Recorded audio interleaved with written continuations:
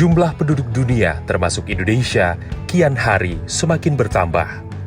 Berbagai upaya terus dilakukan agar pertambahan penduduk ini juga diikuti dengan kualitas hidup yang baik dan lingkungan yang terjaga. Memang masih banyak pekerjaan rumah Indonesia untuk membenahi lingkungan, mulai persoalan sampah sampai reduksi emisi karbon. Namun Indonesia menunjukkan komitmennya dalam hal ini, dengan ikut serta dalam persetujuan Paris atau The Paris Agreement pada tahun 2016. Sebuah persetujuan kerja perubahan iklim Perserikatan Bangsa-Bangsa, United Nations Framework Convention on Climate Change, UNFCCC, yang mengawal reduksi emisi karbon dioksida efektif berlaku mulai tahun 2020. Persetujuan ini bermisi menguatkan respon global terhadap ancaman perubahan iklim untuk menahan kenaikan suhu bumi. Ke depan kita juga ingin membangun sebuah konsep zero emisi itu tentunya begitu loh ya. Karena memang seluruh negara di dunia berusaha mempertahankan suhu bumi tidak naik 2 derajat, kalau bisa di bawah 1,5 derajat. Karena kalau naik sampai 3 derajat atau 3,5 derajat saja, mungkin banyak persoalan-persoalan horor yang terjadi begitu loh. Sampai dibilang nanti mungkin jangan-jangan kita nggak bisa tidur nih, karena suhu bumi naik, temperatur di bumi bisa 60 derajat katanya. Pemerintah Indonesia melalui Kementerian Lingkungan Hidup dan Kehutanan terus berupaya mendukung terciptanya lingkungan yang sehat dengan membuat sejumlah program. Salah satunya adalah Adipura, yaitu penghargaan bagi kota di Indonesia yang dinilai berhasil menjaga kebersihan sekaligus mengelola lingkungan perkotaan. Bukan sekedar seremonial, penghargaan ini justru menjadi pedal gas bagi kota-kota di Indonesia untuk terus bertransformasi di bidang lingkungan. Terbukti sejumlah kota penerima Adipura juga mendapat pengakuan dari internasional. Kota Balikpapan dan Bontang misalnya, kedua kota di Pulau Kalimantan ini dinobatkan sebagai kota terbaik se-Asia Tenggara pada Environmentally Sustainable Cities ESC Award dan Certificate of Recognition yang diprakarsai ASEAN.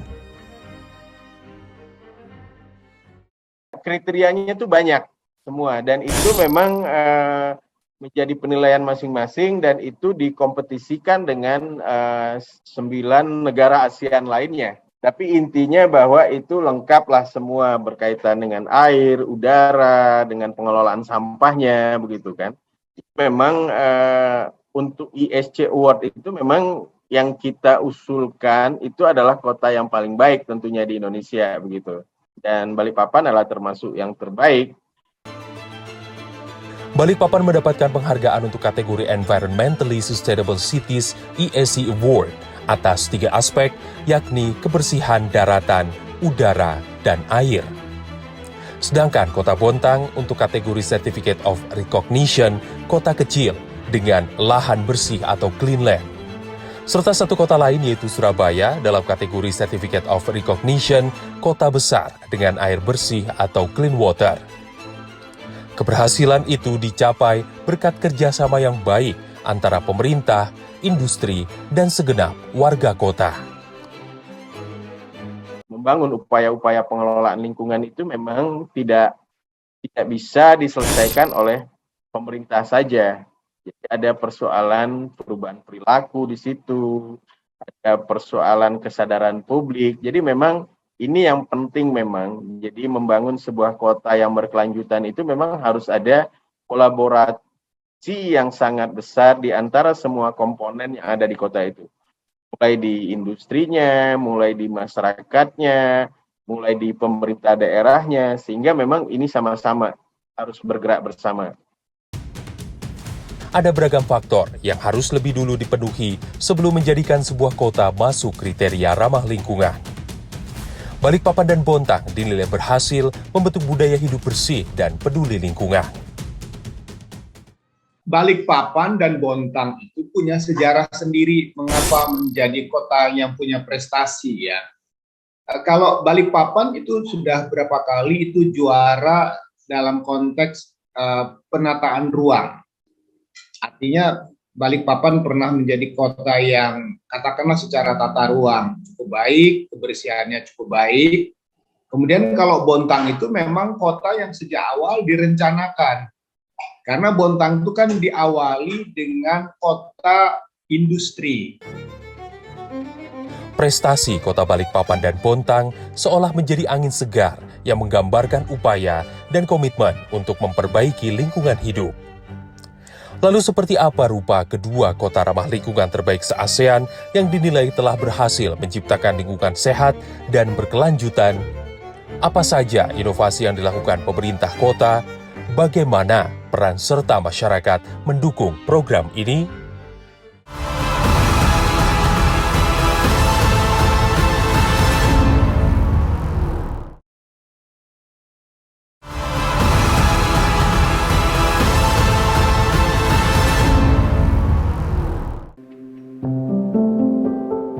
Berada di Provinsi Kalimantan Timur, Bontang menjadi pemenang Certificate of Recognition untuk kategori Clean Land Kota Kecil tahun 2021.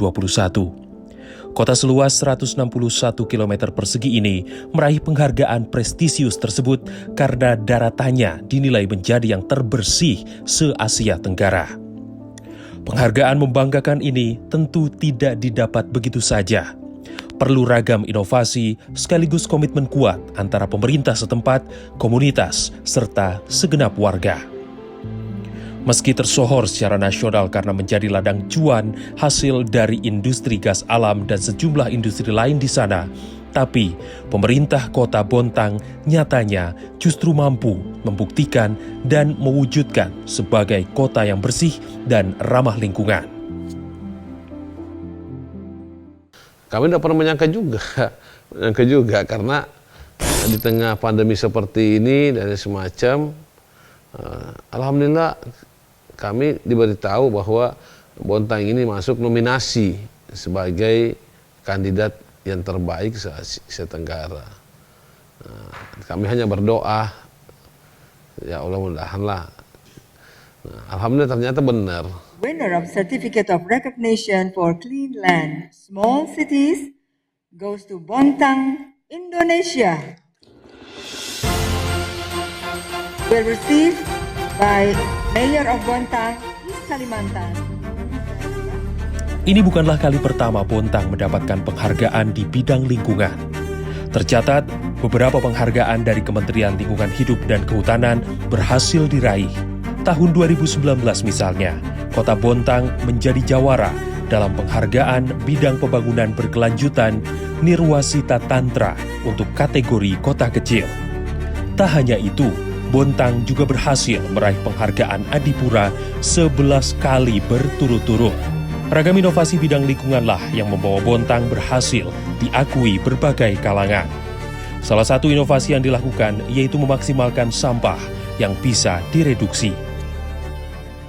Berbicara lingkungan, khususnya kebersihan ya, secara khusus memang perilaku kita tuh sebetulnya pengurangan sampah tuh dari rumah.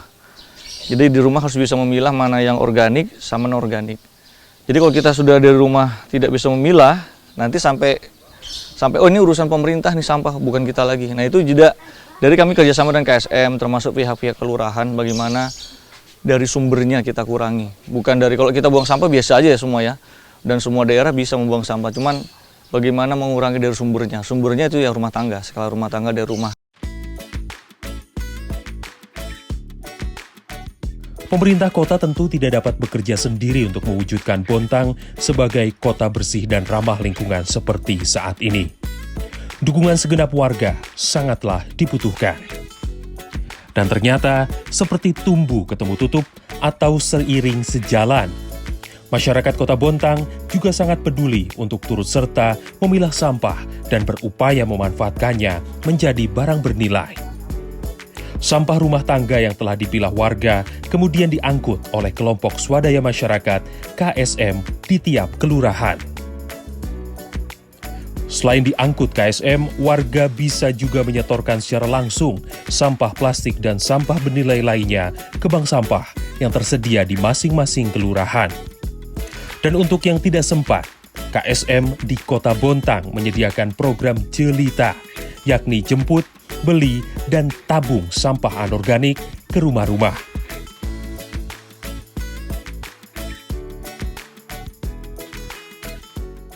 Nah, nasabah barangnya kita hargai rata semua. Yang kami terima itu plastik, kertas, kardus, dan minyak jelantah dan piring telur.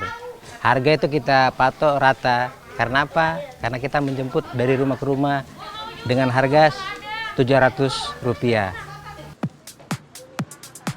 Sampah dan barang bekas yang dikumpulkan warga ditimbang dan dihargai Rp700 per kilogram. Memang terlihat kecil secara nominal satuannya, tapi akan berbeda jika sudah diakumulasi dalam periode tertentu. Ada kombo manfaat di sini, untung dalam hal lingkungan sekaligus ekonomi. Alhamdulillah kami sangat peduli dengan kebersihan itu, terutama terbantu dengan adanya bank sampah ini ya. Ada bank sampah, jadi kami nggak repot-repot gitu, nggak bingung mau kemana ini buangnya, karena kan apalagi kalau yang plastik ya, kalau plastik kan katanya berapa puluh tahun baru bisa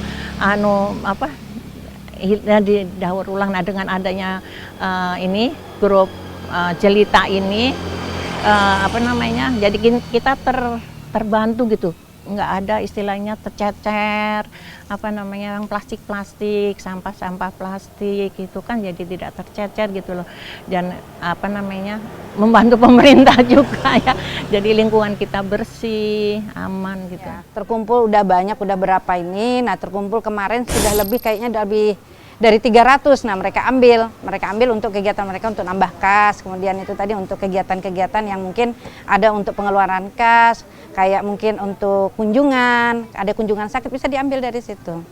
Jadi bergunalah, yang tadinya barang yang ibaratnya tidak kita pakai, kita buang begitu aja, alhamdulillah berguna, dan ini juga untuk mengurangi sampah di lingkungan kita, untuk membantu pemerintah. Adapun sampah-sampah yang telah terkumpul di bank sampah kemudian disetorkan dan ditimbang di tempat pembuangan sampah terpadu atau TPST untuk diolah kembali sebelum dikirim ke tempat pemrosesan sampah akhir atau TPA. Di TPST, sampah-sampah organik akan dipilah lagi oleh kelompok masyarakat yang memerlukan untuk pakan ternak tanpa dipungut biaya. Kemudian sampah organik yang tersisa akan diolah kembali menggunakan mesin konveyor dijadikan kompos. Kompos ini digunakan sebagai pupuk tanaman dan pohon di taman-taman Kota Bontang. Pun saat ada warga yang membutuhkan dapat menggunakannya secara cuma-cuma. Ini salah satu fasilitas yang dimiliki pemerintah Kota Bontang dalam rangka bagaimana mengurangi timbulan sampah yang ke TPA. Jadi sebelum dibawa ke TPA, jadi sampah itu dikumpulkan dari sumbernya dari rumah-rumah tangga yang dilakukan oleh kelompok swadaya masyarakat, kemudian dibawa ke TPST ini, lalu di TPST ini kita lakukan pemilahan, pengomposan juga, nanti residunya itulah yang kemudian dibawa ke TPA.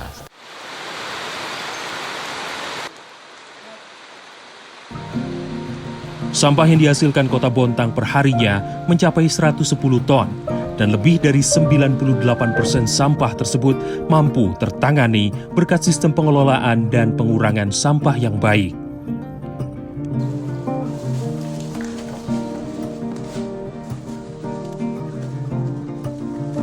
Melalui sistem yang baik ini, sampah yang dikirim ke TPA berhasil terkurangi hingga 20%.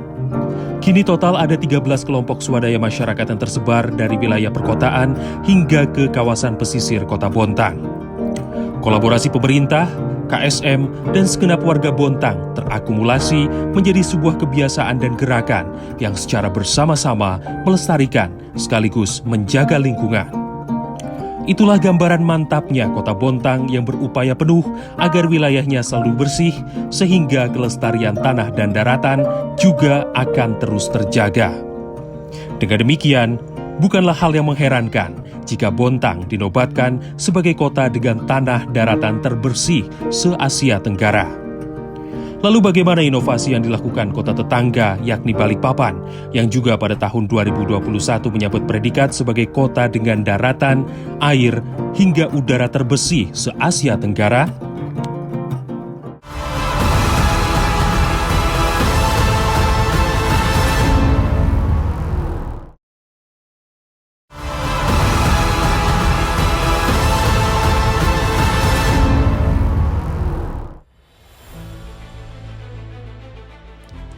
Masih di Provinsi Kalimantan Timur, kota lain yang juga mendapatkan pengakuan internasional akan kebersihannya adalah kota Balikpapan.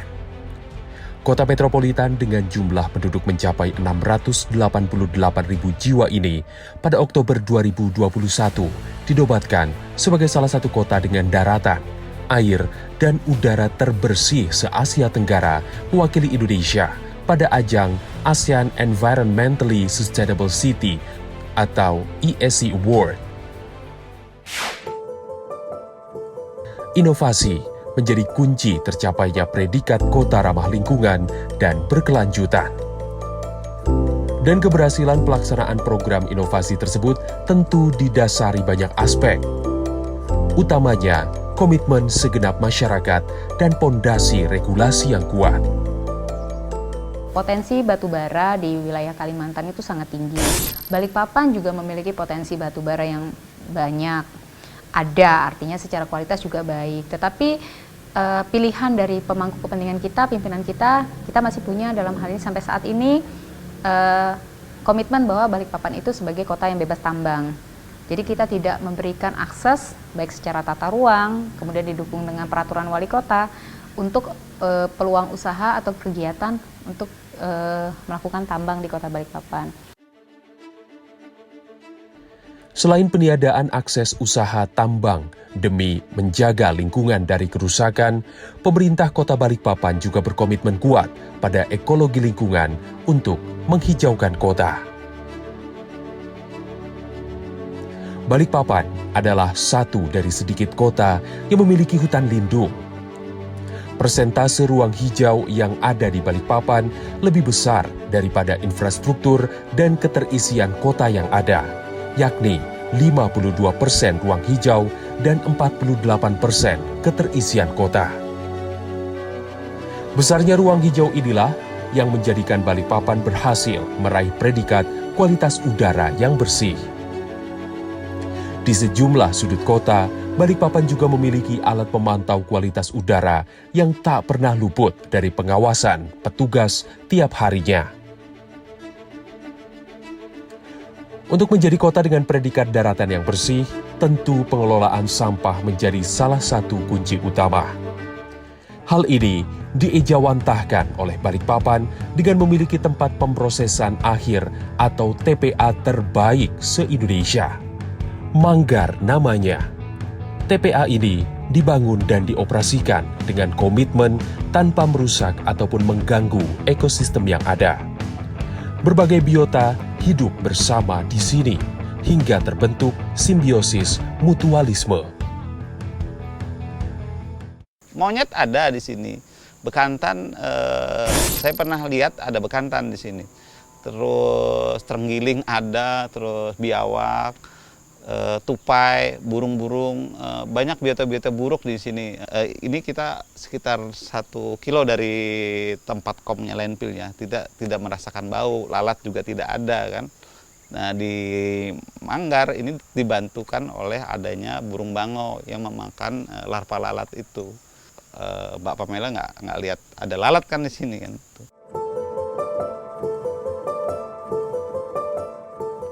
Berkapasitas 700 ton, TPA Manggar mengelola 350 hingga 450 ton sampah per harinya. Pengelolaan dan reduksi sampah yang baik membuat seluruh sampah yang dihasilkan kota Balikpapan setiap harinya mampu ditampung hingga 100%.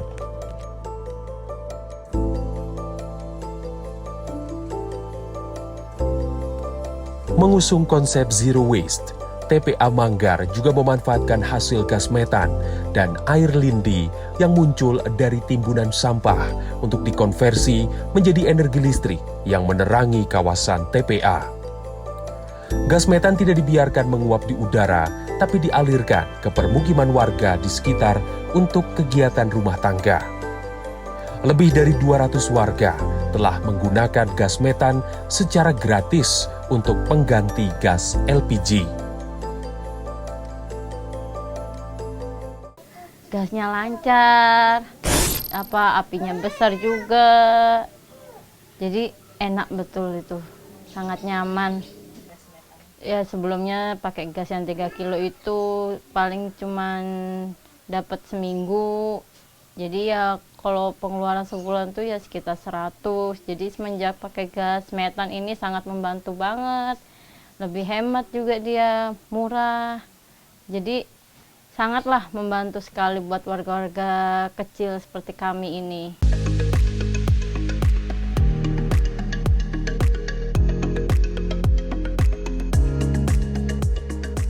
Selain udara dan daratan, Balikpapan juga menyabet predikat kota dengan air yang bersih. Hal ini terbukti dari pengelolaan pembuangan limbah yang tertata. Balikpapan memiliki instalasi pengolahan limbah air atau IPAL dan instalasi pengolahan lumpur tinja atau IPLT.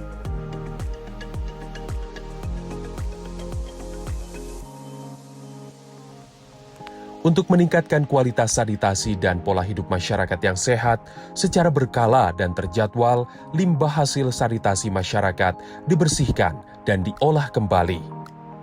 Lumpur hasil tinja dikelola untuk dijadikan pupuk kompos penyubur taman kota, sementara hasil airnya dipisahkan dan diproses hingga aman dan memenuhi standar baku air yang layak agar tidak mencemari sungai.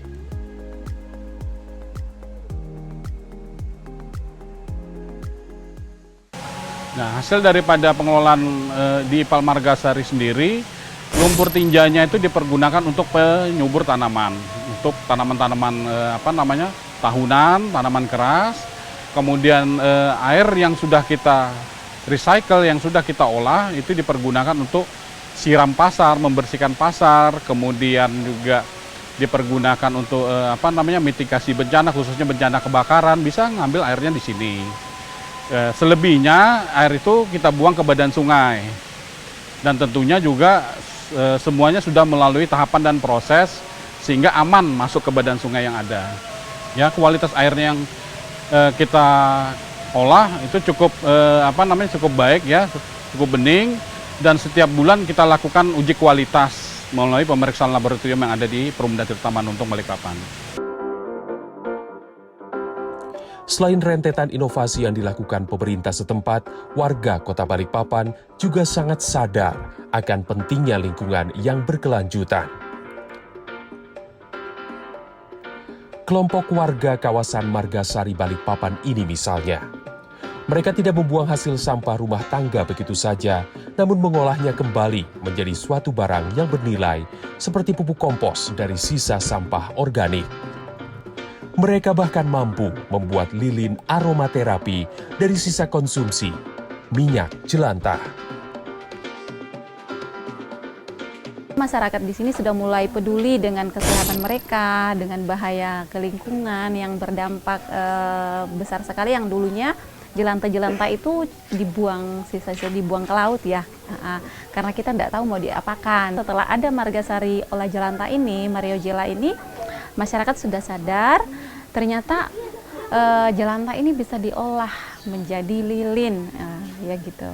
Ya, akhirnya dan bisa juga bermanfaat buat warga.